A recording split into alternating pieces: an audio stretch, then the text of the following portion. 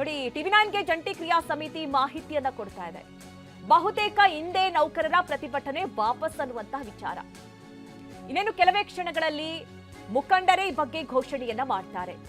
ಸಾರಿಗೆ ನೌಕರರು ಮುಷ್ಕರ ನಡೆಸೋದು ಡೌಟ್ ಅಂತಲೇ ಹೇಳಲಾಗ್ತಾ ಇದೆ.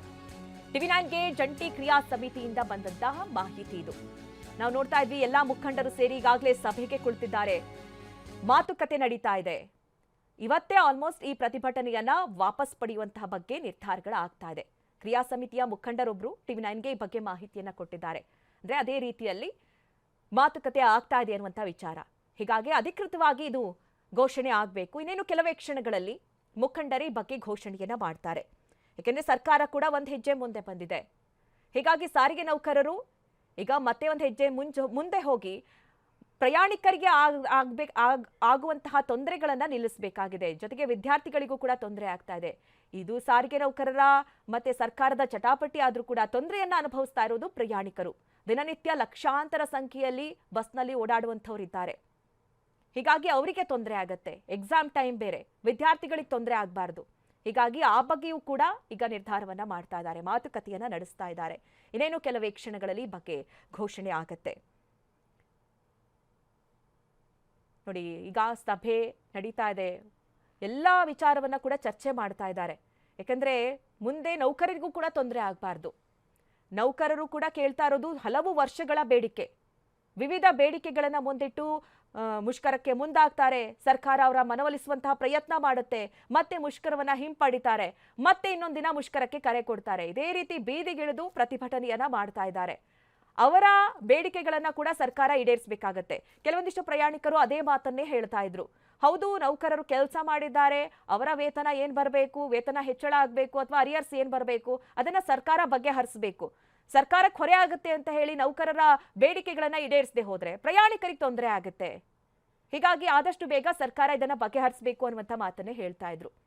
ಹೀಗಾಗಿ ಇವತ್ತು ಸಾರಿಗೆ ನಿಗಮದ MD ಅಕ್ರಮ್ ಪಾಷಾ ಅವರು ಕೂಡ ಭೇಟಿ ಕೊಟ್ಟಿದ್ರು. 4 ನಿಗಮಗಳ MD ಕೂಡ ಸಾರಿಗೆ ಮುಖಂಡರ ಜೊತೆ ಮಾತನಾಡಿದ್ರು. ಅವರ ಮನವೊಲಿಸುವಂತಹ ಪ್ರಯತ್ನಗಳಾಯಿತು.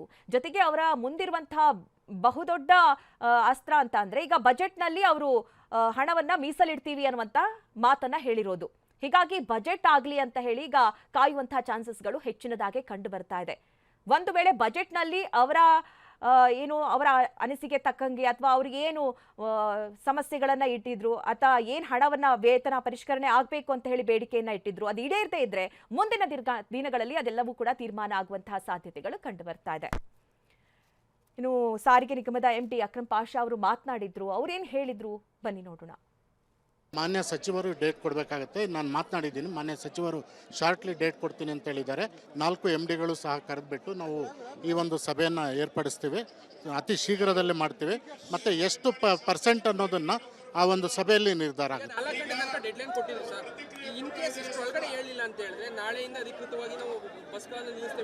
ಇಲ್ಲ, ಮನವಿಯನ್ನು ಮಾಡ್ಕೊಂಡಿದ್ದೀವಿ. ಆ ರೀತಿ ಆಗೋದಿಲ್ಲ. ಯಾಕಂದರೆ ಈಗಾಗಲೇ ಅವರ ಅರ್ಧ ಬೇಡಿಕೆಗಳನ್ನು ಈಡೇರಿದ್ದಾರೆ. ಮಾತುಕತೆಗೆ ನಾವು ಸಿದ್ಧರಿದ್ದೀವಿ. ಮಾತುಕತೆ ಮುಖಾಂತರ ನಾವು ಈಡೇರಿಸ್ಕೊಳ್ತೀವಿ. ಯಾಕಂದರೆ ಈಗ ಇದಕ್ಕೆಲ್ಲ ಈಗಾಗಲೇ ನಮ್ಮ ಮಾನ್ಯ ಮಂತ್ರಿಗಳು ಹೇಳಿದ್ದಾರೆ, ಮುಕ್ತವಾಗಿ ಮಾತುಕತೆ ಮಾಡೋಣ, ಮಾತುಕತೆಯಲ್ಲಿ ಏನು ನಿರ್ಧಾರ ಆಗುತ್ತೆ ಅದಕ್ಕೆ ಬದ್ಧರಾಗಿದೆ. ಮಾನ್ಯ ಸಚಿವರು ಡೇಟ್ ಕೊಡಬೇಕಾಗತ್ತೆ. ನಾನು ಮಾತನಾಡಿದ್ದೀನಿ, ಮಾನ್ಯ ಸಚಿವರು ಶಾರ್ಟ್ಲಿ ಡೇಟ್ ಕೊಡ್ತೀನಿ ಅಂತ ಹೇಳಿದ್ದಾರೆ.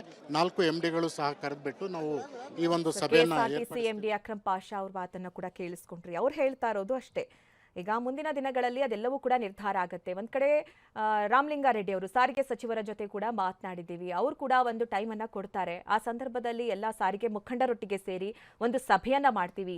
ಎಷ್ಟು ಪರ್ಸೆಂಟ್ ಅಷ್ಟು ವೇತನ ಹೆಚ್ಚಳ ಆಗಬೇಕು ಅನ್ನುವಂಥ ಕುರಿತಂತೆಯೂ ಕೂಡ ಮಾತುಕತೆ ಆಗುತ್ತೆ ಅಂತ.